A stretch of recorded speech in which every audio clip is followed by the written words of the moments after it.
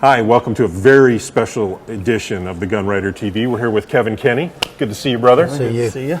Good to see you. How are you? Kevin is a retired Sarasota County Sheriff's Office major, former Army Helo pilot, and the point man on the ground here for Operation Second Chance.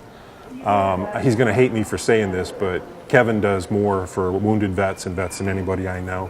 And Kevin does more for wounded vets than several organizations that I know. And we appreciate you being here. Yes, we do. Thank you. We had a great weekend. Got to go out with Gold Star Teen Adventures. We're in town shooting hogs, assisted by Black Dagger Military Hunt Club, assisted by Operation Second Chance and Operation Patriot Support. Did I get all those right? Actually, Black Dagger led the charge on that. Cool. We provided some volunteers, but beyond that, it was all Black Dagger.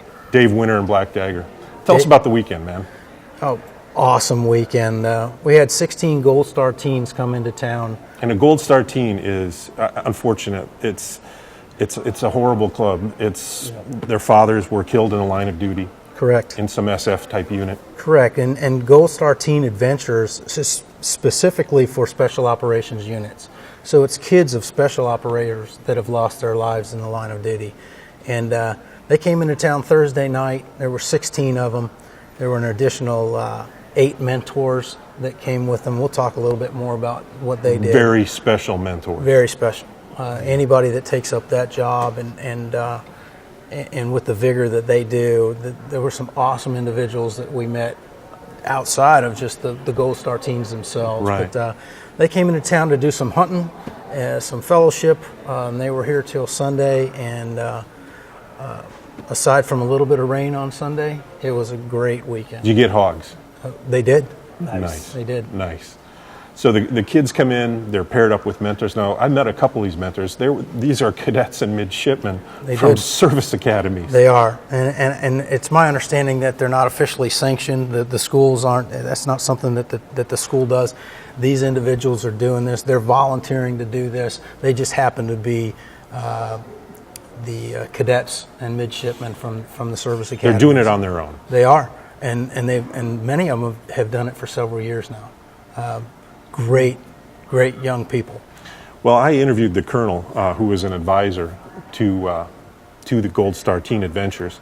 He just kind of, by the way, was the former commander of 5th Group. He kind of let that slip. Yeah. And the thing I liked best about it, Mike, is the first thing out of his mouth is, these aren't grief camps. Right.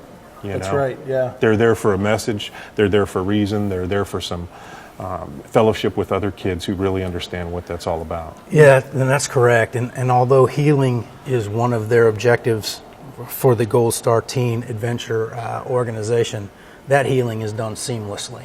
Yeah. So that's through fellowship and doing activities that, whatever the activity brings them into town or brings them together, the healing is seamless. It goes on just by virtue of the fact that they're with teens that have gone through those similar experiences, and it's also the people that they meet along the ways. Because as you know, in our activities with wounded vets, it's not about the activity itself. It's about the networking.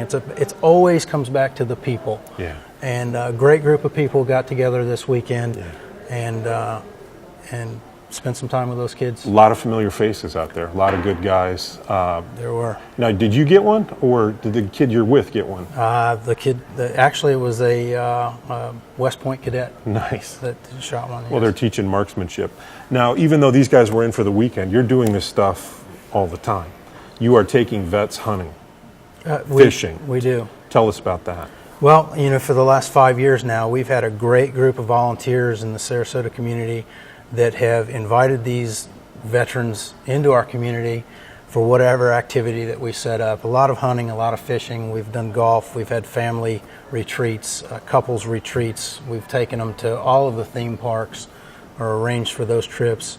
And it's like you mentioned, you alluded to, a lot of familiar faces. We've got a core group of volunteers that they never fail to step up when they're asked and get involved. On top of that, though, Sarasota is such a wonderful community. Yeah.